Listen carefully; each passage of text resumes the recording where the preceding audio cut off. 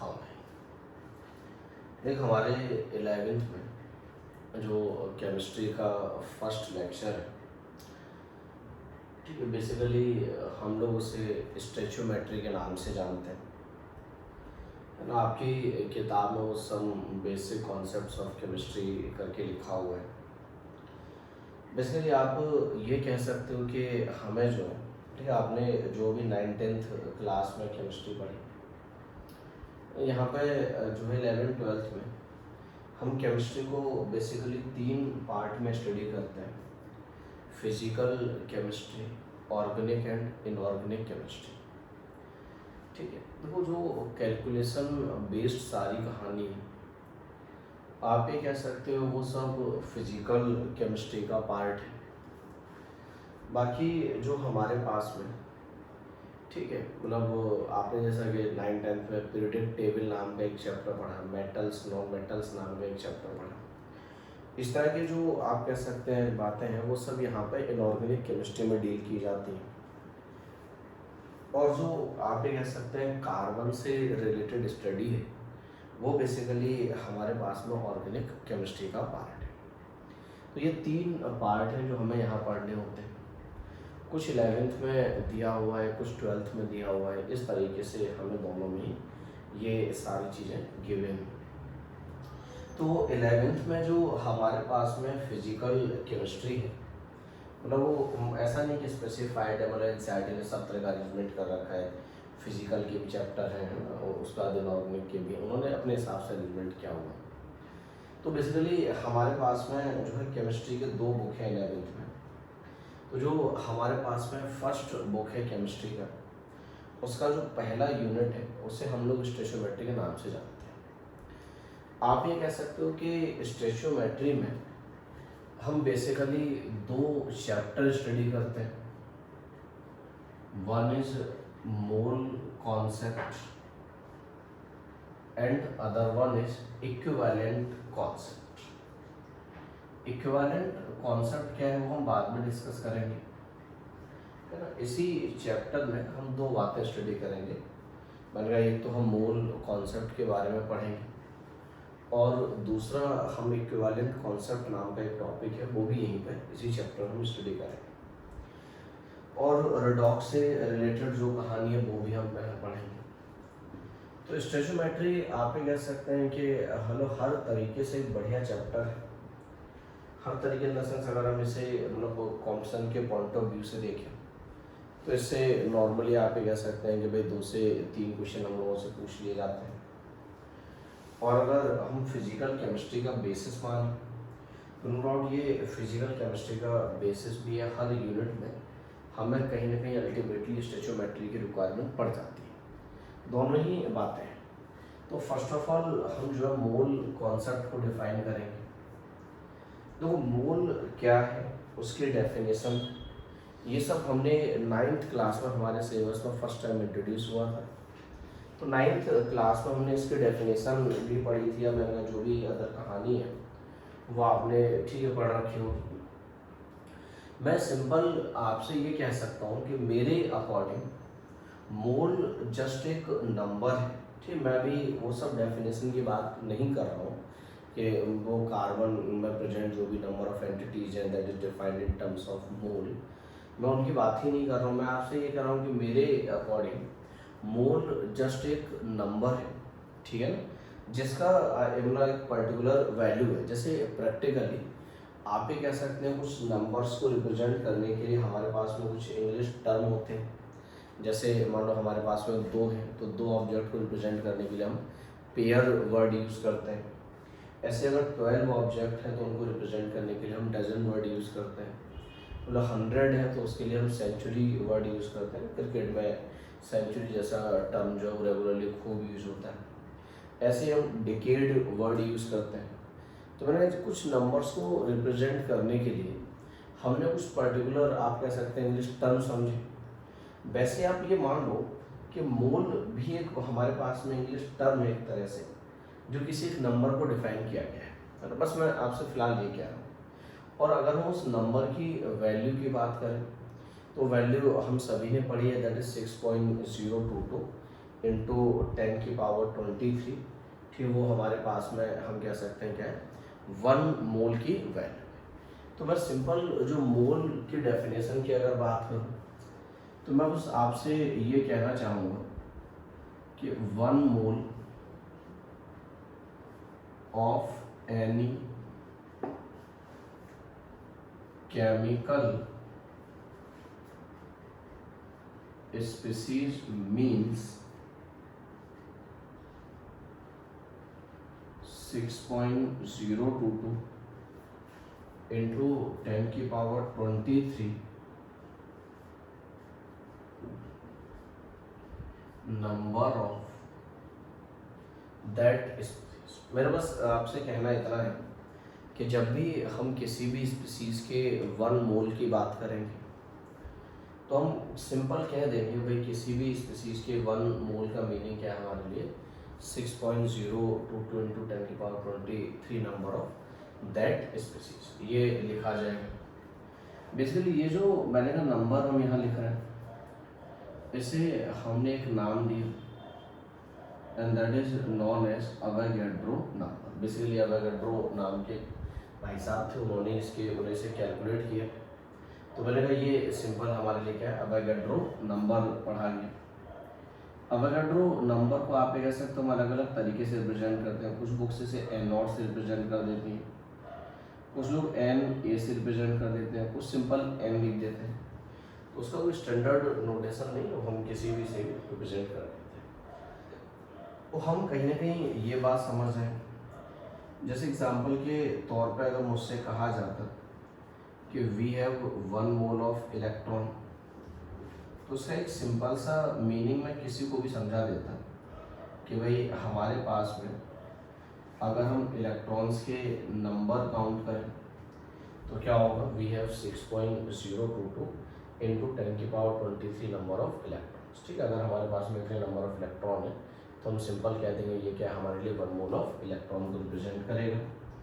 Likewise मैं आपसे कहता है भाई 1 मोल ऑफ प्रोटॉन, तो उसका एक सिंपल सा मीनिंग मेरे जहन में आता है कि we have 6.022 into 10⁻23 number of proton. ठीक, मतलब एक सिंपल एग्जाम्पल के तौर पे मैं अगर एक पैकेट में आपको प्रोटॉन के नंबर फिल करके दे दूँ, मतलब प्रोटॉन भर दूँ और आपसे कहूँगा भाई आप इन्हें काउंट करो, और अगर उनकी काउंटिंग इतनी निकल के आ जाए तो आप कह देंगे भाई उसमें क्या 1 मोल ऑफ प्रोटॉन प्रेजेंट है।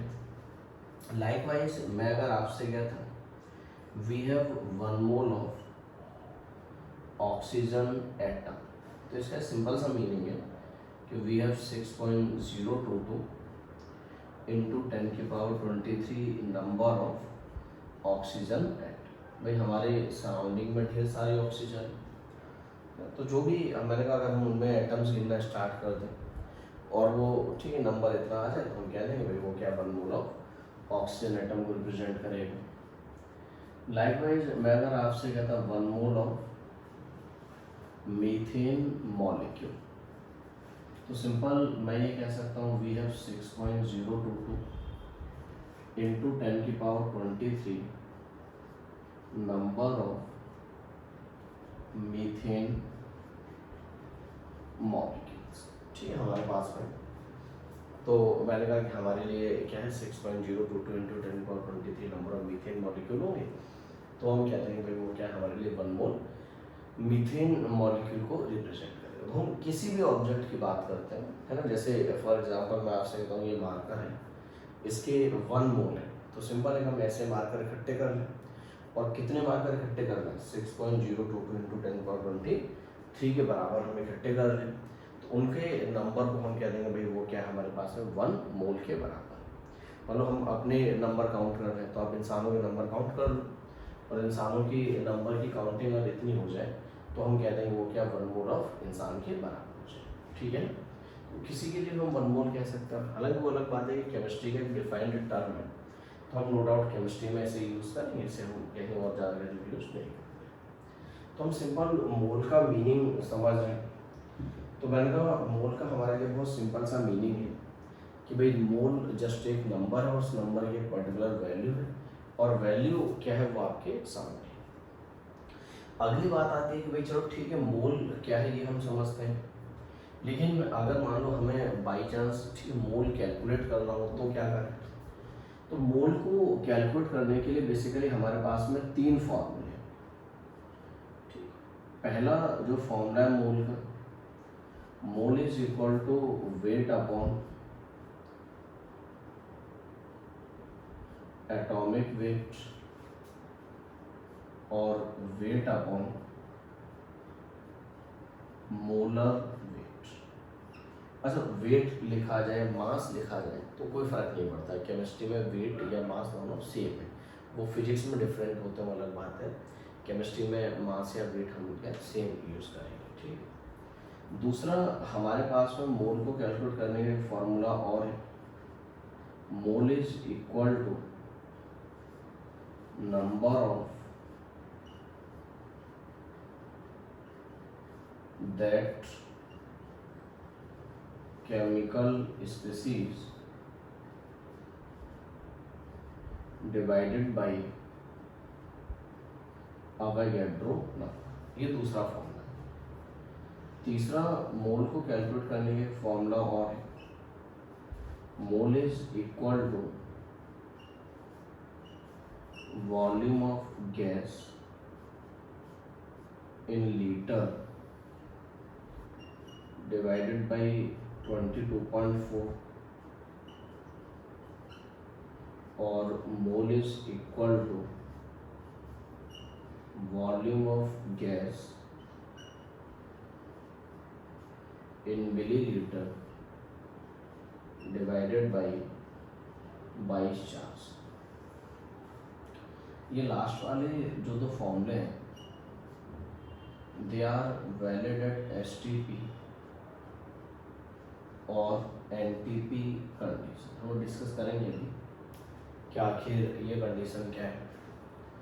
तो मैंने आपसे कहा कि भाई हमारे पास में ठीक जो भी मोल है उसे कैलकुलेट करने के 3 फॉर्मूले आपके पास में है। जो 3 फॉर्मूले मैंने यहाँ लिखे, आप भी कह सकते हो उन फॉर्मूलों का ठीक अपना एक यूज होगा। जैसे पहला फॉर्मूला आप देखोगे तो मैंने वेट के टर्म्स में लिखा है, वेट अपॉन एटॉमिक वेट और वेट अपॉन मोलर वेट। ना कोई एटम है तो उसका एटॉमिक वेट आ जाएगा, कोई मॉलिक्यूल है तो उसका मोलर वेट आ जाएगा। तो अगर हमें मान लो क्वेश्चन में वेट गिवन है या वेट से रिलेटेड कोई इन्फॉर्मेशन हमसे पूछी जाएगी तो सिंपल है कि हम भाई उस क्वेश्चन को सॉल्व करने के लिए इस फॉर्मूले का यूज़ करेंगे। दूसरा आप देखोगे तो मैंने इन टर्म्स ऑफ नंबर लिखा है कि mole is equal to number of that chemical species upon Avogadro number. तो मैं ये कह सकता हूँ कि मुझे अगर किसी क्वेश्चन में नंबर गिवन है या नंबर से रिलेटेड कोई इन्फॉर्मेशन पूछी गई है, भाई किसी भी स्पीसीज के नंबर मुझसे पूछे गए हैं, तो ये तय है कि भाई उस क्वेश्चन को सॉल्व करने के लिए मैं नंबर वाला फॉर्मूला यूज़ करूँगा। तीसरा फॉर्मूला मैंने किसी गैस के लिए लिखा और उसके वॉल्यूम के लिए नोट किया है। तो अगर किसी भी गैस का वॉल्यूम मुझे गिवन होगा तो उस कंडीशन में सिंपल मोल क्या है, volume of gas in litre. अगर हम लीटर में पुट करेंगे तो 22.4 से डिवाइड करेंगे और अगर हमने उसी वॉल्यूम को मिली लीटर में रखा तो उसे 22,400 से डिवाइड करेंगे। तो लीटर और मिली लीटर का सिंपल आपस में कन्वर्जन। बाकी मैंने कहा ये दोनों फॉर्मूले किस कंडीशन में वैलिड है, कोई खास कंडीशन होती है जिस पर ये वैलिड होती है। ये नंबर्स कहाँ से आए ये लोग हम डिस्कस करेंगे किसी लेक्चर में। फिलहाल जस्ट हमने नंबर लिख के रख लिए भी हमारे पास में नंबर होंगे। अच्छा, ये सिंपल सी बातें पूछें जो आप बड़े अच्छे से समझते हो कि जैसे 1 litre is equal to 1000 millilitre, ऐसे ही 1 centimetre cube is equal to 1 ml। अच्छा, सेंटीमीटर क्यूब को याद है सीसी लिख देते हैं, कई सारे क्वेश्चन में सिंपल सीसी लिखा मिलेगा, क्यूबिक सेंटीमीटर।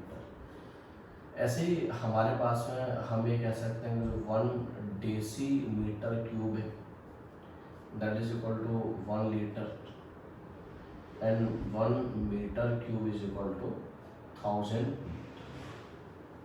तो ये बेसिकली मैंने कन्वर्जन बेस्ड कुछ बातें लिख दी हैं। तो जैसे हमें वॉल्यूम कभी मान लो डेसीमीटर क्यूब में दिया जाए, कभी सीसी में दिया जाए, तो हम समझ जाएंगे कि भाई हमारे पास में लीटर या मिली लीटर के टर्म्स में उसकी वैल्यू क्या होगी और उसके हिसाब से अपने क्वेश्चन को सॉल्व करने में हम उसका यूज़ करेंगे। बाकी मैंने कहा जो हमारे पास में फॉर्मूले किसी गैस के लिए एप्लीकेबल है, ये सबसे बड़ी बात है इसमें। और मैंने कहा कुछ कंडीशन मैंने नोट किए हैं, दैट इज एसटीपी। एसटीपी को हम इस तरह से पढ़ते हैं, it is standard temperature and pressure. Basically standard temperature is 0 degree Celsius and pressure is considered as 1 bar. Basically pressure को मेजर करने का यूनिट होता है। जो हमारे पास में एनटीपी कंडीशन है, NTP condition is normal temperature and pressure. Temperature is 0 degree Celsius and pressure is 180।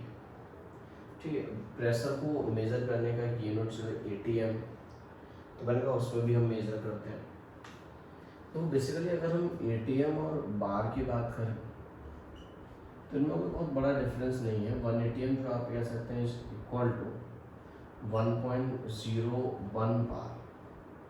ना आप ये देख सकते हैं कि ये दोनों ऑलमोस्ट बराबर वैल्यू है। मतलब मेरे लिए जो एटीएम और बार है वो भी बहुत डिफरेंस नहीं रखते हैं, 1 या 1.01 ऑलमोस्ट मेरे लिए तो सेम ही रहेंगे। तो इन दोनों कंडीशन में टेम्परेचर वैसे ही सेम है और प्रेशर भी ऑलमोस्ट आप देख रहे हैं सेम है। तो हम ये कह सकते हैं कि भाई हमारे लिए जो एसटीपी और एनटीपी कंडीशन है, STP and NTP condition are almost same. तो हमें क्वेश्चन में एसटीपी कंडीशन दिया हो, क्वेश्चन में एनटीपी कंडीशन दिया हो, मतलब हमारे लिए वो दोनों सिमिलर ही है, हमारे फॉर्मूले पर कोई फर्क नहीं पड़ता है। तीसरी हमारे पास में कंडीशन और होती है। तीसरी जो हमारे पास में कंडीशन है that is SATP. SATP is standard ambient temperature and pressure. मैंने कहा एसएटीपी क्या है हमारे लिए, standard ambient temperature and pressure. इस कंडीशन को एसएटीपी पढ़ा जाता है। बेसिकली इस कंडीशन में जो टेम्परेचर है वो 25 डिग्री सेल्सियस रखा जाता है एंड प्रेशर इज 1 बार। तो कुछ जगह पे ये मिसकंसेप्शन भी दिया हुआ है ना, कुछ लोग कहते हैं कि जो एनटीपी है वो that is 25 degree Celsius condition में। ऐसा नहीं है, मतलब किसी भी आप स्टैंडर्ड बुक में अगर आप देखोगे, जैसे फिजिकल केमिस्ट्री की एक बुक आती है ना भाई, अनन्या गौर के नाम से, पियर्सन पब्लिकेशन की एक बुक है।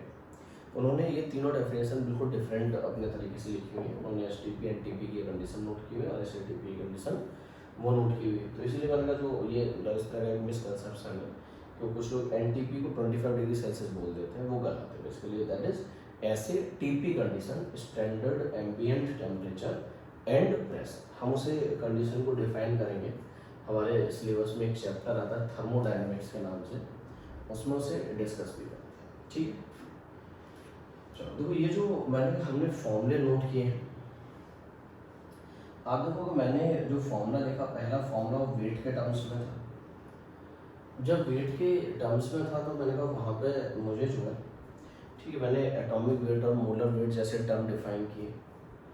आपने आज से पहले देखा होगा जब हम किसी भी ठीक है एटॉमिक वेट को मेज़र करते हैं तो उसे दो तरीके से मेज़र किया जाता है। एक बार आपने उस एटॉमिक वेट को इन terms of atomic mass unit, जिसे एएमयू बोला जाता है, उसमें मेज़र करता हुआ देखा है, और एक बार सिंपल ग्राम के टर्म्स में पढ़ा है ना। ये चीज़ें हमने खूब पढ़ रखी हैं आज से पहले।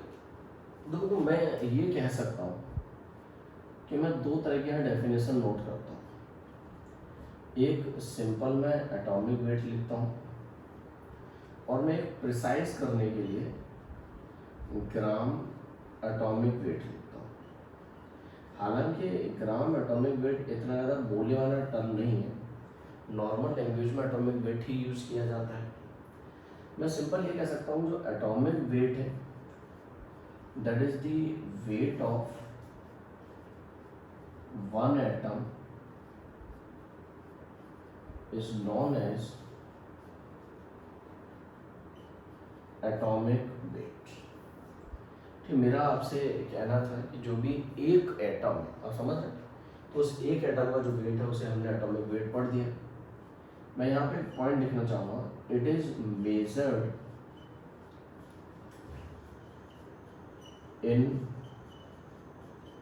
एटॉमिक मास यूनिट, या फिर आप जानते हैं उसे मॉडर्न टाइम में सिंपल यूनिफाइड यूनिट बोलते हैं, यू के टर्म्स में लिखते हैं। ग्राम एटॉमिक वेट में आप नोट करेंगे the weight of 1 mole of atom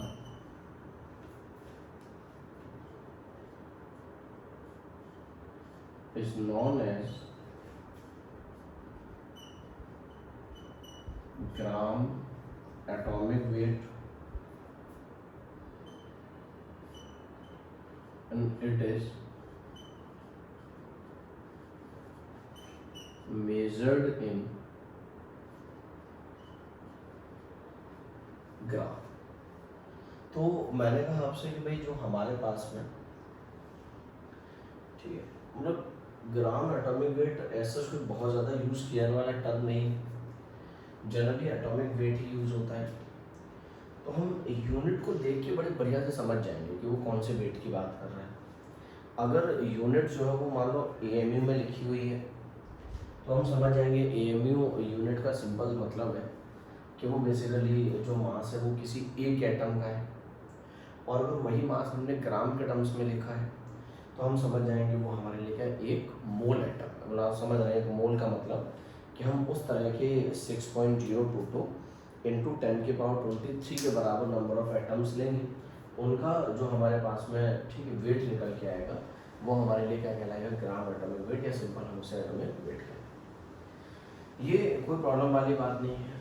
बात तो ये थी कि भाई जैसे हमें वेट के मेजरमेंट के लिए नो डाउट हमारे पास में पहले से कुछ यूनिट्स अवेलेबल थे ना, वेट को मेज़र करने के लिए ग्राम अवेलेबल था, किलोग्राम अवेलेबल था, अदर यूनिट्स थे हमारे पास में जिसके टर्म्स में हम वेट को मेज़र कर सकते थे।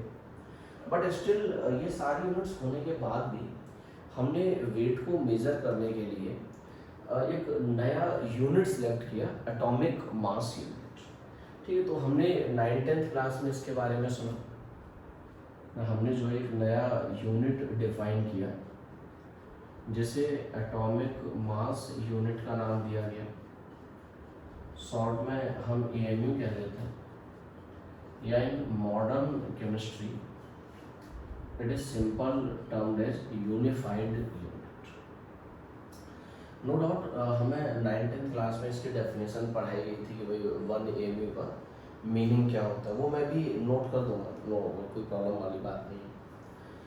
बात तो ये थी कि जो हमारे पास में, मैंने कहा ये यूनिट डिफाइन क्यों की गई, मेन बात यहाँ पे आती है कि इसको डिफाइन करने का मेन कॉज क्या था।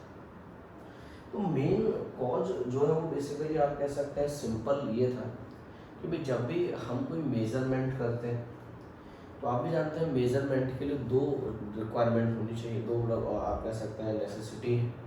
एक तो न्यूमेरिकल वैल्यू और दूसरा उसकी डायमेंशन, या मतलब उसकी जो भी आप कह सकते हैं यूनिट है वो क्या है। भाई ठीक है, हमने जैसे मान लो कोई डिस्टेंस मेज़र की, तो डिस्टेंस को मेज़र करते टाइम में हमने मान लो कोई 2 पॉइंट के बीच की डिस्टेंस मेज़र की और उसे हमने नोट कर दिया कि भाई in terms of centimetre, millimetre, in terms of metre, kilometre, जैसा भी हिसाब से हमने मेज़र कर दिया, कोई प्रॉब्लम नहीं है। लेकिन आप मुझे एक बात बताओ, अगर मान लो मतलब जस्ट फॉर एग्जांपल कि दुनिया का जो सबसे बड़ा आदमी है ना, मतलब जो दुनिया का सबसे बड़ा आदमी है, मतलब जो सबसे बड़ा इंसान, पैसा नहीं है, बड़ा इंसान लंबाई में जो है दुनिया में जो सबसे लंबा आदमी हो, और हम उस इंसान से कहें कि भाई अपनी आप हाइट बताओ, हाइट कितनी है, और उसका जवाब जो है उस तरह का रहता है कि भाई मेरी जो हाइट है और वो हाइट मेरी जो है वो 0.2 किलोमीटर है। मतलब आप समझ रहे हो कि एब्सर्ड सा आंसर लगता है कि माना कि आप बहुत, ठीक है, लंबे हैं, इसका मतलब ये नहीं कि आप अपनी हाइट को किलोमीटर्स में बताएंगे, भाई ये बात तो आप भी समझ रहे हो कि आप हाइट मान लो बहुत लंबे हो मीटर्स में बता दो। आप अगर मान लो और ज़्यादा बात है, मतलब वो तो 0.2 तो दैट वो उसका मतलब बड़ा ही लंबा डेटा है, ऐसी पॉसिबिलिटी तो है ही नहीं, है ना, मतलब वो तो आप बहुत छोटी वैल्यू होगी, 0.002 किलोमीटर आसपास वैल्यू, मान लो ऐसी कुछ वैल्यूज होनी चाहिए। इस टाइप की वैल्यू। तो आप कह सकते हो कि कोई भी इंसान अगर बहुत लंबा भी है तो अपनी हाइट को किलोमीटर में तो नहीं बता सकता है। तो मतलब जब भी हम कोई मेजरमेंट करते हैं तो हमें बेसिकली उसके अकॉर्डिंग उस जैसा एक यूनिट होना भी ज़रूरी है। तो आप हाइट को मेज़र करना है सेंटीमीटर में मेज़र करो, ज़्यादा मेज़र करना है फुट में मेज़र करो, जनरली यूनिट्स फॉलो होते हैं। तो इसीलिए जब हम किसी एक एटम के मास को मेज़र करना चाह रहे थे, क्योंकि वो एटम जिसको हम देख तक नहीं सकते हैं, है ना, हमने आज तक उसे देखा ही नहीं है, बस खाली चीज़ें डेवलप की हुई हैं हमने जो है। तो जिस एटम को आज तक मानो हम देख ही नहीं पाए, उस एटम का वेट इतना ज़्यादा नहीं है कि उसे हम इन टर्म्स ऑफ ग्राम मेज़र करें या किलोग्राम मेज़र करें। तो बेसिकली हमने क्या किया, उसे एटम के वेट को मेज़र करने के लिए हमें कोई छोटी यूनिट रिक्वायरमेंट थी, और वो रेफरेंस कोई एटम ही हो सकता था। तो ये हर चीज़ को डेवलप करने के लिए कुछ रेफरेंस बनाए गए, उन रेफरेंसेस को लेके चीज़ों को मेज़र किया जाता है। भाई जो हमें बताया जाता है ये वेट 1 किलोग्राम है, तो कभी किसी टाइम पे 1 किलोग्राम किसी साइंटिफिक वे में रेफरेंस बनाया गया कि भाई एक पर्टिकुलर वेट हमने लिया और कहा कि ये 1 किलोग्राम के बराबर हो, लेकिन उसके लिए साइंटिफिक रीजंस भी थे। तो उसी तरह से हमें कह सकते हैं भाई हमें एक एटम ऐसा चाहिए था जिसके वेट को हम इन टर्म्स ऑफ एम लिख पाते।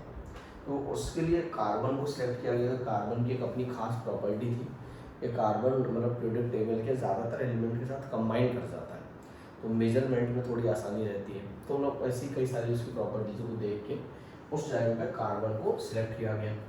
तो हमने कहा कि जो भी हमारे पास में 1 एटॉमिक मास यूनिट है, हम सभी ने ठीक ये कहानी 9th क्लास में सुनी, that is 1/12 the mass of 1 carbon 12 atom. ठीक, ये कार्बन 12 बेसिकली कार्बन का आइसोटोप है, उसके 2 आइसोटोप होते हैं, कार्बन 12 एंड कार्बन 14। तो कार्बन 12 एटम लिया जाए, उसके आप कह सकते हैं 12 इक्वल हिस्से किए जाए, और जो आपने 12 इक्वल पार्ट्स किए हैं, आप कहते हैं उनमें से एक जो हमारे पास पार्ट है उसका वेट मेजर कर लें, वो वेट हमारे लिए क्या कहलाएगा, 1 एटॉमिक मास यूनिट कहलाएगा। जब हमने कार्बन के वेट को मेजर किया और उसका 1/12 पार्ट कैलकुलेट किया, तो ये वैल्यू 1.66 इंटू 10⁻⁻24 ग्राम निकल के आई, या आप कह सकते हैं इट इज 1.66 इंटू 10⁻27 किलोग्राम। ठीक है, उसे किलोग्राम के टर्म्स में रिप्रेजेंट करेंगे तो यही आएगा 1.66 इंटू 10⁻27 आ जाएगा। अच्छा, जैसे ये कोई नेसेसरी नहीं है कि उसे 1.66 ही लिखा जाए, आप अगर देखो मुझे कहा जाएगा आपको वैल्यू 1.67 लिखी मिल जाएगी, तो खैर वो मतलब कोई ऐसी बड़ी बात नहीं है कि जिसके लिए कोई लड़ाई का मुद्दा बने, जो कि 1.66 नहीं है, हमें तो 1.67 ही चाहिए। मतलब एक जनरल वैल्यू जो 1.66 होती है, इसीलिए मैंने वो वैल्यू आपको नोट करके दी है कि भाई हमारे पास में ये वैल्यू निकल के आनी चाहिए। ठीक है, तो आप लोग कोई 1.66 याद रखो, वो ज़्यादा बेटर हमारे पास में। तो मैंने कहा जो भी हमारे लिए सारी कैलकुलेशन की गई, जिससे हमें 1 एम का मास बताया गया, हालांकि हम कार्बन 12 का मास बता सकते थे, तो मैं ये कह सकता था कि भाई जो भी हमारे पास है मास ऑफ 1 कार्बन 12 एटम था, उसके लिखने के 2 तरीके थे। या तो मैं सिंपल कह सकता था दैट इज 12 एम या 12 यूनिफाइड यूनिट, या फिर मैं ये कह सकता था कि भाई 12 इंटू 1 एम, जो कि ग्राम के टर्म्स में ये है, आप इसको 12 से मल्टीप्लाई करो तो ये वैल्यू 1.99 इंटू 10⁻⁻23 ग्राम है। तो हालांकि एम तो बाद में मेजर किया गया था, पहले तो कार्बन एटम का मास मेजर किया गया था, एक मेथड होता है मास स्पेक्ट्रोमेट्री, उससे हमने ये वैल्यू मेजर कर ली थी। बाद में जब इसे 12 से डिवाइड किया था तो हमें 1 एम की वैल्यू। तो खैर 1 एम क्या था, उसे क्यों डिफाइन किया गया, हमने ये देख लिया। अब जब मैंने आपसे कहा कि हम किसी भी एटम के वेट को इन 2 टर्म्स में मेजर कर लेते हैं, इन टर्म्स ऑफ ग्राम और इन टर्म्स ऑफ एम, और हम समझ जाते हैं देख के कि भाई हमारे पास में वैल्यू कौन सी किसको रिप्रेजेंट करेगी। जैसे मैं अगर आपसे ये कहता कि भाई हमारे पास में जो कार्बन एटम है, मैं कार्बन एटम के 2 मास आपको लिख के देता हूँ। मैं आपसे कहता कि भाई कार्बन एटम का एक मास तो मैंने 12 एम लिख के दिया आपको, और एक मास मैंने 12 ग्राम लिख के दिया। आपने कभी गौर किया होगा, तो जो value in terms of M होती है, वही value basically in terms of gram भी आती है ना। ये आपने शायद गौर किया होगा इस बात पर। तो आप देखोगे जो वैल्यू एटम की है तो ग्राम के टर्म्स में वही एमयू टर्म्स में। तो बेसिकली मैथमेटिकल मल्टीप्लिकेशन होते हैं इसलिए ऐसा होता है। हाँ ये ज़रूर कह सकता हूँ मैं देख के कि अगर एमयू के टर्म्स में मेजर किया जा रहा है इसका मतलब ये किसी एक एटम का मास है। तो 12 एमयू अगर मैंने लिखा है तो मैं समझ जाऊँगा कि that is the mass of 1 carbon atom. ठीक है, ये बात समझ लो मेरी कि एक कार्बन एटम का मास है, इसलिए मैंने इन टर्म्स ऑफ एमयू नोट किया। 12 ग्राम अगर लिखा है तो ग्राम के टर्म्स में अगर वही वैल्यू लिखी हुई है तो हम समझ जाएंगे that is the mass of 1 mole of carbon atom. मैं अगर उसी तरह के कार्बन एटम कितने लूँ 1 मोल के बराबर 6.022 इंटू 10⁻23 के बराबर उन्हें वेइंग मशीन पर रख के मैं वेट करूँ और वो वैल्यू 12 ग्राम आ जाए तो ठीक है, मैं कह दूँगा कि भाई ये हमारे लिए क्या है, उनका 1 मोल का मास है।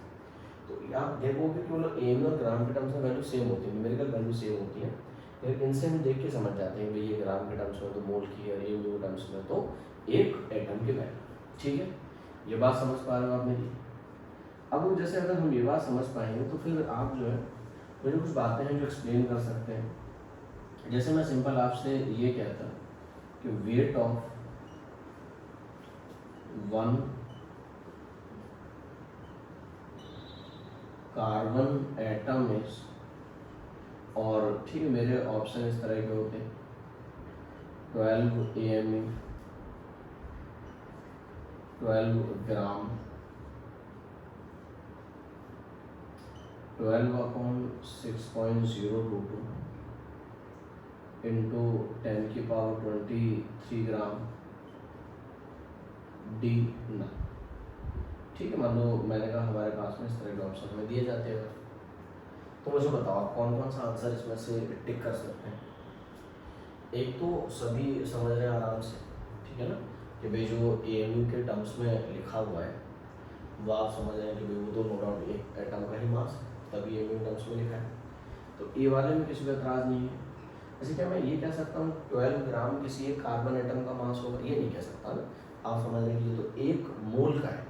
अच्छा, अगर एक मोल मतलब 6.022 इंटू 10⁻23 एटम का मास 12 ग्राम है, तो ग्राम के टर्म्स में एक एटम का कितना होगा, तो क्या ये भी लिख सकता हूँ। देखो 12 ग्राम जो है ये तो एक मोल का है, एक मोल का मतलब 6.022 इंटू 10⁻23 ग्राम का है, तो अगर 6.022 इंटू 10⁻23 ग्राम एटम का मास जो 12 ग्राम है, तो एक एटम का कितना हुआ, यूनिटरी मेथड से निकालेंगे ये आ जाएगा।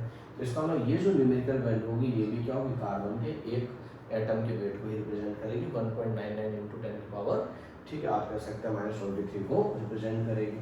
अगर ऐसा है तो हम ठीक है आंसर के तौर पे क्या क्या टिक कर सकते हैं, मैं कहूँगा कि भाई 12 ग्राम भी टिक कर सकता हूँ, और सॉरी 12 AMU भी टिक कर सकता हूँ, और 12/Na ग्राम भी टिक कर सकता हूँ।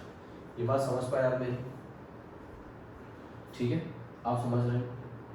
जैसे मैं आपसे कहूँ कि weight of 1 atom of oxygen is, और ऑप्शन इसी तरह के थे, it is 16 AMU 16 gram 16/6.022 into 10⁻23 gram D. तो बोलो क्या क्या टिक कर सकते हैं। एक तो इसमें कोई एतराज़ नहीं कि भाई 16 AMU तो होगा ही होगा एक एटम का, 16 ग्राम नहीं होगा, 16 ग्राम एक मोल एटम का होगा। तो एक एटम के लिए अगर हम चाहें तो इन टर्म्स ऑफ ग्राम लिखेंगे तो बोलो क्या करेंगे, आधा नंबर से डिवाइड करेंगे, तो दोनों ही जो न्यूमेरिकल वैल्यू है आप कह सकते हैं कि ऑक्सीजन के एक एटम के वेट को रिप्रेजेंट करेंगे। लाइकवाइज मैं आपसे अगर कहता कि weight of 1 molecule of water के एक मॉलिक्यूल का वेट कितना होगा, और जो ऑप्शन है उस तरह के हमारे पास में, it is 18 AMU 18 gram 18/6.022 into 10⁻23 gram D, बोलो क्या क्या टिक कर सकते हो इस बार आंसर में। तो मुझे अगर एक मॉलिक्यूल का चाहिए तो मैं नो डाउट जानता हूँ अगर 18 EMU मैंने लिखा है तो ठीक है, हमें मालूम है कि वो एक ही मॉलिक्यूल का मास है, तो इसमें कोई प्रॉब्लम है नहीं, ये तो एक मॉलिक्यूल का मास है। जो 18 ग्राम है ये एक मोल मॉलिक्यूल का है, तो अगर मुझे एक मॉलिक्यूल का चाहिए तो क्या करूँ, अवोगाड्रो नंबर से डिवाइड कर दूँ। इसलिए 18/Na जो लिखा है मैंने, 18/अवोगाड्रो नंबर जो लिखा है, ये भी बेसिकली क्या है हमारे पास में किसी एक मॉलिक्यूल का ही वेट को रिप्रेजेंट कर। ठीक है, तो इस तरह के क्वेश्चन बड़े आराम से बता दिए जाएंगे, जैसे weight of one molecule of C60H120। ठीक है, मुझे जैसे इस मॉलिक्यूल के आप कह सकते हैं जो कंपाउंड है इसके एक मॉलिक्यूल का वेट चाहिए, तो मैं चाहता हूँ आप दोनों ही टर्म्स में नोट करके देखें। एक बार आप जो सिंपल इसे इन टर्म्स ऑफ AMU नोट करके देखें, और एक बार इसे जो आप इन टर्म्स ऑफ ग्राम भी नोट करके देखें। अगर मान लो मैं इसे इन टर्म्स ऑफ AMU नोट करूँ तो वो तो हम कैलकुलेट कर लेंगे। हमें मालूम है कि भाई एक कार्बन एटम का मास 12 है, 60 कार्बन एटम, एक हाइड्रोजन का 1 है और 22 हाइड्रोजन एटम। ये कितना आ जाएगा हमारे पास में 720 प्लस 122 दैट इज 842। अब मेरे पास में आंसर लिखने के दो तरीके होंगे। अगर मैंने ऐसे नोट कर दिया इट इज 842 AMU, और कुछ बताने की ज़रूरत नहीं है क्योंकि हम जानते हैं जब AMU के टर्म्स में लिखा है तो सेल्फ अंडरस्टूड है कि किसी एक मॉलिक्यूल का ही मास होगा। अगर मान लो मैं एक ऑप्शन ये लिखता कि इट इज़ 842 ग्राम, तो क्या ये लिखना ठीक होता? नहीं, हमें मालूम है 842 ग्राम इसके एक मॉलिक्यूल का वेट नहीं हो सकता है। बेसिकली 842 ग्राम जो है इसके एक मोल मॉलिक्यूल का वेट होगा। तो फिर क्या करें, तो सिंपल अवोगाड्रो नंबर से डिवाइड कर दें कि भाई तो एक मोल का है ना, तो अगर मुझे एक मॉलिक्यूल का चाहिए तो मैं अवोगाड्रो नंबर से डिवाइड कर दूँगा। तो मैं कहूँगा कि इन टर्म्स ऑफ AMU लिखेंगे तो ये, और इन टर्म्स ऑफ ग्राम लिखेंगे तो ये हो जाएगा। ठीक है, तो हम इस तरीके से ये समझ रहे हैं कि किसी भी एक एटम का मास हमें लिखना हो या फिर हमें जो है वो एक मोल का लिखना हो तो हम समझ जाएंगे कि भाई हमारे पास में क्या होगा, ये हमें समझ में आ जाएगा। अच्छा, मैं आपको एक बात और बताऊँ। बात है कि एक टर्म हम कई जगह यूज़ करेंगे, मोलर, इस तरह का वर्ड यूज़ क्या करेंगे, जैसे मोलर मास, मोलर वॉल्यूम, ये सब। तो इसका मतलब सिंपल होगा कि that is defined for one, मतलब मैं आपसे ये कह रहा हूँ कि एक मोल के लिए डिफाइन किया वाला टर्म इसे मोलर पढ़ा जाता है। अब जैसे हम ये वर्ड यूज़ करते हैं मोलर मास या मोलर वेट, तो इसका सिंपल मतलब है that is the mass of one mole molecule. ठीक है ना, मतलब एक मोल मॉलिक्यूल का जो मास है उसे हम मोलर मास पढ़ देते हैं। तो मतलब मोलर वर्ड मैंने कहा जहाँ आएगा हम समझ जाया करें कि ये एक मोल के लिए हम कहीं ना कहीं इसको डिफाइन करने की कोशिश कर रहे हैं। तो हमने AMU क्यों डिफाइन किया गया है ना, उसकी न्यूमेरिकल वैल्यू क्या है, या उसको देखते हुए हम ये चीज़ें समझ गए कि भाई हमारे पास में जो भी ये वाली बातें रहेंगी, भाई हमारे लिए जो भी मास है ना, तो हम समझ जाएंगे भाई क्या है, ग्राम के टर्म्स में लिखा है तो उसका मीनिंग क्या है, AMU के टर्म्स में लिखा है तो उसका मीनिंग क्या है। तो हम कहीं ना कहीं ये सारी चीज़ें जो है वो बड़े ही आराम से एक्सप्लेन कर पाएंगे, ऐसे कोई हमें प्रॉब्लम नहीं होनी चाहिए। ठीक, ये काम किया जा सकता है। दो जैसे कुछ एटॉमिक मास है, इसमें मैं ये नहीं कहता कि सारे एटॉमिक मास आप याद करो, कुछ आपने पहले याद भी किए हैं, तो कुछ एटॉमिक मास आपको याद है, कुछ और मैं लिख देता हूँ।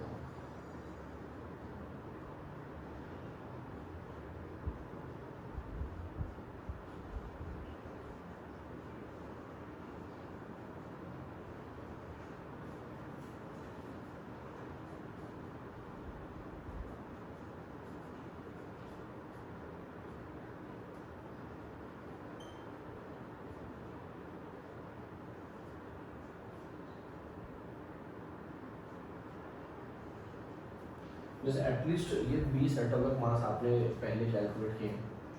हाइड्रोजन हम जानते हैं सिंपल 1 है, अगर 1 mu लिखा है तो हाइड्रोजन के 1 एटम का मास है, 1 ग्राम लिखा है तो हाइड्रोजन के 1 मोल एटम का मास है।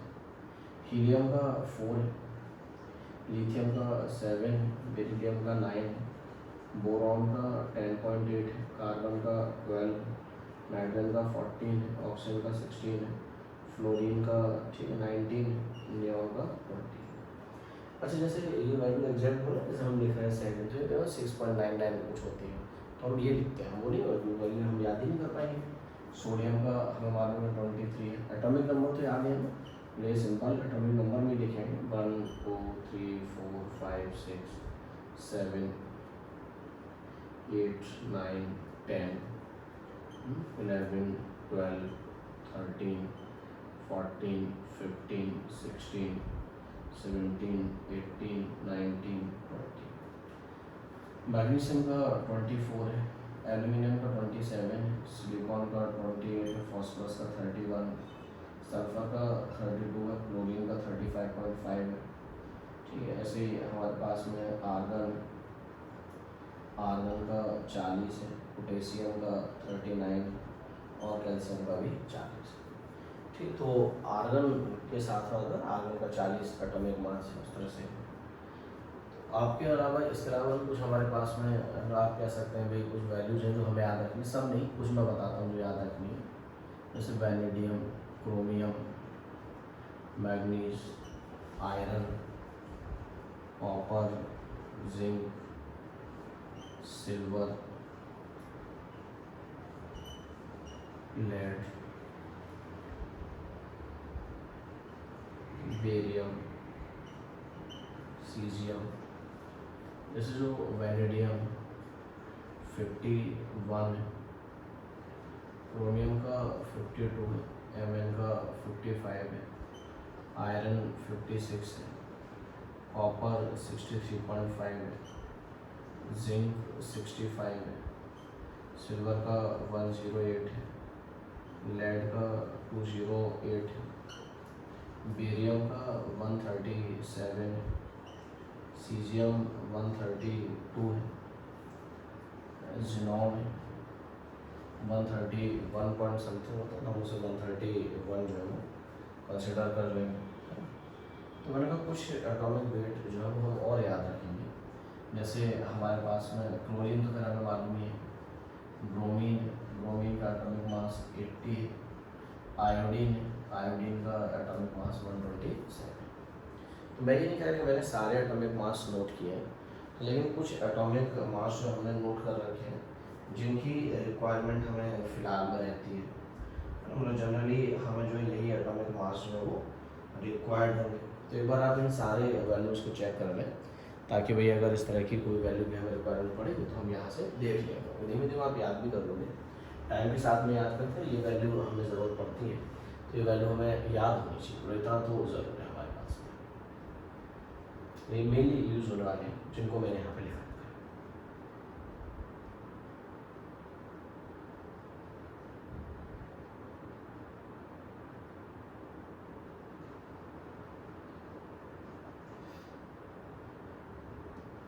ठीक है, ये नोट कर लिया। तो मैंने कुछ एटॉमिक मासेस भी हमने चेक कर लिए क्या है। अभी फिलहाल में हम मोल की कैलकुलेशन नहीं कर रहे हैं, ठीक है, जस्ट हम एक अपना आप ये कह सकते हैं चीज़ों को समझ रहे हैं, तो ये हमें क्या क्या रिक्वायरमेंट होगी उस टाइम पे, हम उन सारी चीज़ों को समझने की कोशिश कर रहे हैं, बाद में ठीक मोल भी कैलकुलेट करेंगे, ये देखिए। तो इसके अलावा मैं आपको एक और बात है जो समझाना चाहूँगा। समझने वाली बात ये है कि हमने जैसे जो है ठीक है कुछ फॉर्मूले पढ़े, याद आपने 9th-10th क्लास में एक कहानी पढ़ी होगी कि कैल्शियम कार्बोनेट का फॉर्मूला लिखना है, तो ऐसे क्रॉस करके जो है फॉर्मूला लिखा करते थे। तो कुछ आयंस हैं जिनके बारे में मैं आपको समझाना चाहता हूँ। जैसे मैं आपको ये बताना चाहता हूँ कि हमारे पास में सल्फेट आयन है, सल्फेट आयन जो है वो SO4-2 होता है, ऐसे ही SO3-2 है, SO3-2 is sulphite ion and S-2 is sulphide. ठीक, ये सल्फेट, सल्फाइट और सल्फाइड है। ऐसे अगर HSO4- है then HSO4 minus is hydrogen sulphate, या फिर हम जो कह सकते हैं अगर HSO3 माइनस है then it is hydrogen sulphide. अच्छा, इसको हाइड्रोजन सल्फेट को आप सिंपल बाई सल्फेट भी लिख सकते हैं,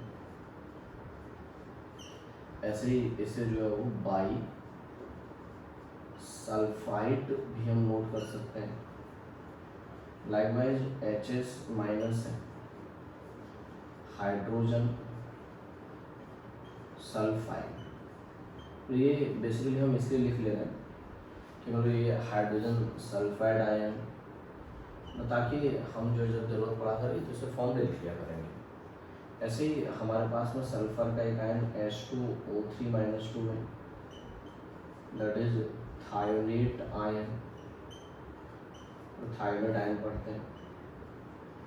S4O6 माइनस 2 है, S4O6 minus 2 is tetra thionate ion, इसे जो हम टेट्रा थायोनेट आयन पढ़ते हैं। ठीक है, तो ये मैंने सल्फर के जैसे कुछ आयन हैं जिनके बारे में हम देख रहे हैं कि भाई सल्फर क्या है हमारे पास में, तो वो हम देख रहे हैं। ऐसे ही हमारे पास और भी आयन हैं, बहुत आयन है हमारे पास में, और भी मैं आपको बताता हूँ। जैसे हमारे पास PO4 minus 3, PO4 minus 3 is phosphate. Likewise PO3 minus 3 है, PO3 माइनस 3 इज फॉस्फाइट।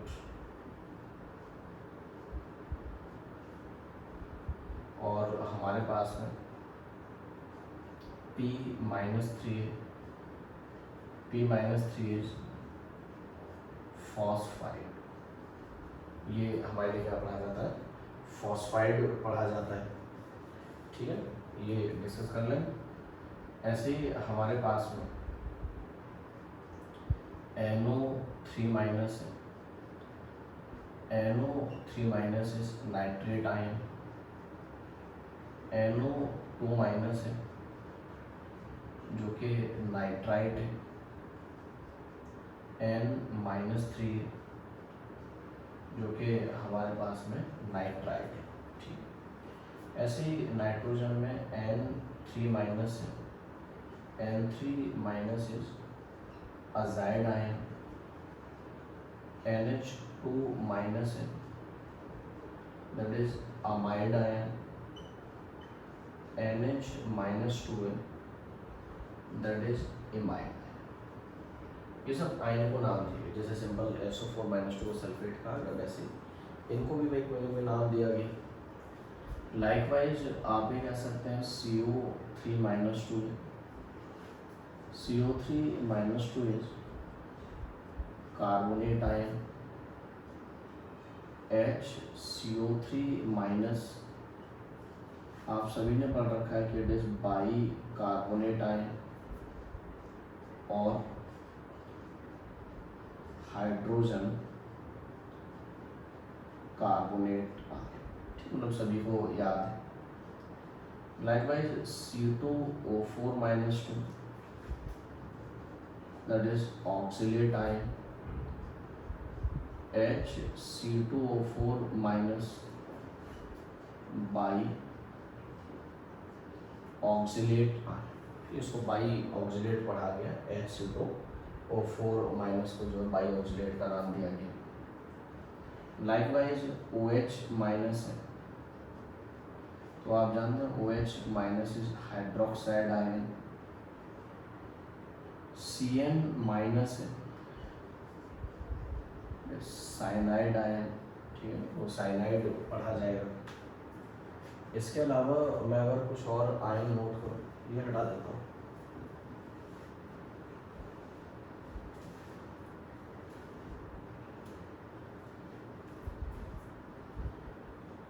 जैसे ClO4 माइनस है, then it is per chlorate ion। Cl O3 minus है, क्लोरेट आयन, इसको क्लोरेट आयन पढ़ा जाएगा। ClO2 माइनस है, then it is chloride ion. ClO minus है, then it is hypo chloride ion. बाकी simple हम Cl minus तो समझते ही हैं। X माइनस जो है वो हैलाइड पढ़े जाते हैं, जैसे F minus, Cl minus, Br minus, I minus, then they are simple termed as halide ion. बस समझ लो मेरी बात को कि F माइनस है तो उसको फ्लोराइड पढ़ देंगे, Cl माइनस है तो उसे क्लोराइड पढ़ देंगे, Br माइनस है तो उसे ब्रोमाइड पढ़ा जाएगा, I माइनस है तो उसे आयोडाइड पढ़ दिया जाएगा। इस तरह से हम जो नाम लिख देंगे कि भाई हमारे पास में नाम ये रहे। और समझ पा रहे होंगे, मैंने कहा इस तरह के आयंस के कुछ नाम हमें ज़रूर मालूम होने चाहिए। ये तो खैर फेमस है, NH4+ है, सभी जानते हैं NH4+ इज अमोनियम, उसे अमोनियम आयन का नाम दिया जाता है। Likewise MnO4 minus is potassium permanganate, sorry it is permanganate ion, permanganate ion कि MnO4 इज पोटेशियम परमैंगनेट। ऐसे ही MnO4 -2 इसे सिंपल जो हम मैग्नेट आयन पढ़ लेते हैं। लाइकवाइज आप देखोगे Cr2O7 -2, Cr2O7 is termed as dichromate ion. CrO4 -2 is simple termed as chromate ion। ठीक है, मतलब ये हमारे लिए क्या पढ़ा जाता है, क्रोमेट पढ़ा जाएगा, इसे हमने क्रोमेट आयन का नाम दिया है। तो हम ये देख पा रहे हैं कि भाई जो भी हमारे पास में मेरा डिफरेंट आयंस का इंट्रोडक्शन मैंने आपको दिया कि भाई हमारे पास में इस तरह के आयंस हुआ करते हैं। तो अब जैसे अगर हम मान लो आयंस के बारे में मालूम होगा तो हमें उस तरह की दिक्कत सामने नहीं आएगी कि मतलब हमें कोई फॉर्मूला लिखना है तो उसके लिए याद रखना है, मतलब वो सब चीज़ें हमारी यहाँ से ख़त्म हो जाएंगी। हम सिंपल जो है इनको आयंस को देख के भी कहीं ना कहीं क्या फॉर्मूला नोट कर पाएंगे और उसमें हमें कोई प्रॉब्लम नहीं आनी चाहिए। तो अब बचपन वाले ही तरीके हम यूज़ क्या करेंगे, जैसे मैं जस्ट एक क्वेश्चन आपको करा देता हूँ। मैं आपसे कहता है राइट फॉर्मूला ऑफ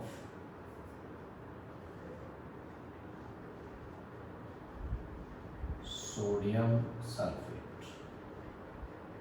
तो ये बात जैसा हमने 9th-10th में किया था वही मुझे काम करना है। हम सभी जानते हैं सोडियम +1 है। अभी मैंने आपको बताया सल्फेट इज SO4 -2। याद है हमने सिंपल ठीक बचपन में इनको ऐसे किया था, तो उसका फॉर्मूला क्या आ जाएगा हमारे पास में Na2SO। तो हमें याद नहीं रखना है कि भाई सोडियम सल्फेट इज Na2SO। जब ज़रूरत पड़ेगी हम लिख दिया करेंगे, कोई प्रॉब्लम नहीं होगी। ऐसे ही मैं आपसे कहता है कि सोडियम ऑक्सीडेट, ये फॉर्मूला लिखना है मुझे। तो मुझे मालूम है जो सोडियम है वो Na+1 है। अभी मैंने आपको बताया ऑक्सीडेट C2O4 -2। देख लो क्या आ जाएगा, बताओ, Na2C2। मिलिए, अब ये काम कर लिया करेंगे। ऐसे ही मैं आपसे कहता सोडियम बाईसल्फाइड। तो हम मालूम है सोडियम तो वही Na+1, बाईसल्फाइड इज HSO3-। अगर हम इसका फॉर्मूला लिखेंगे तो बताओ फॉर्मूला क्या आएगा, NaHSO, ये लिखिए। ठीक है, तो यही बस काम करना है हमें। इस तरह से मतलब कोई फॉर्मूला लिखना हुआ करेगा तो हम लिख के बता दिया करेंगे भाई हमारे पास में फॉर्मूला ये लिखा जाएगा। ऐसे ही मैं आपसे कहता हूँ फॉर्मूला बेरियम अजाइड, तो बेरियम जो है वो सेकेंड ग्रुप का है, तो सेकेंड बेरियम +2, अजाइड आयन मैंने बताया था M3-, तो देखो फिर फॉर्मूले की अगर हम बात करें तो क्या आ जाएगा, BaN3, ये बेरियम अजाइड का फॉर्मूला लिख देंगे। तो ऐसे ही मतलब जो फॉर्मूला हमें जब भी जरूरत पड़ा करेंगे हम अपने हिसाब से फॉर्मूला लिख लिया करेंगे, है ना। मतलब मुझे नहीं लगता है कि कोई भी फॉर्मूला लिखने में आपको कोई खास दिक्कत अब आनी चाहिए। आप आराम से इस तरह से जो फॉर्मूले लिख लिया करोगे। जैसे मैं आपसे कहता कैल्शियम फॉस्फाइड, तो हमें मालूम है कि भाई कैल्शियम जो सेकेंड ग्रुप का एलिमेंट है, दैट इज +2। फॉस्फाइड मैंने बताया था P-3, तो हम कह सकते हैं भाई हमारे लिए क्या आ जाएगा, Ca3P2। अच्छा, ये तो समझ रहे हो कि जो कैल्शियम है वो सेकेंड ग्रुप का है। नहीं तो मैं नेक्स्ट लेक्चर में लिख भी दूंगा कि भाई कौन से, वैसे हालांकि इतना पीरियोडिक टेबल तो आपने 9th क्लास में पढ़ाई होता है कि भाई हमारे पास में क्या है कैसे है, आप इतना तो पढ़ के आते। ठीक है, तो हमने इस लेक्चर में अभी मोल की कैलकुलेशन की कोई बात नहीं की है। नेक्स्ट लेक्चर में मोल को कैलकुलेट करेंगे, इनफैक्ट अगले कुछ लेक्चर से हम मोल को ही कैलकुलेट करते रहेंगे। अभी फ़िलहाल में हमने मोल का एक जनरल इंट्रोडक्शन देखा कि मोल क्या है, उसे डिफाइन किया है। बाकी मोल में यूज़ होने वाले कुछ टर्म्स उनको हमने देखा, है ना। बाकी मतलब मैंने कहा ये जो फॉर्मूले लिखने वाली आपके पास में कहानी है ये वही 9th वाली है, बस कुछ आयंस हैं जिनके नाम आपको नहीं मालूम थे, तो मैंने वो आयंस भी लिख दिए ताकि हमें अगर कोई फॉर्मूला कभी लिखना पड़ेगा तो हम अपने आराम से फॉर्मूला नोट कर लेंगे। तो आप एक बार ये सारी चीज़ देखिए, नेक्स्ट लेक्चर में हम मोल किस तरह कैलकुलेट किया जाता है इसका डिस्कशन कंप्लीट करेंगे।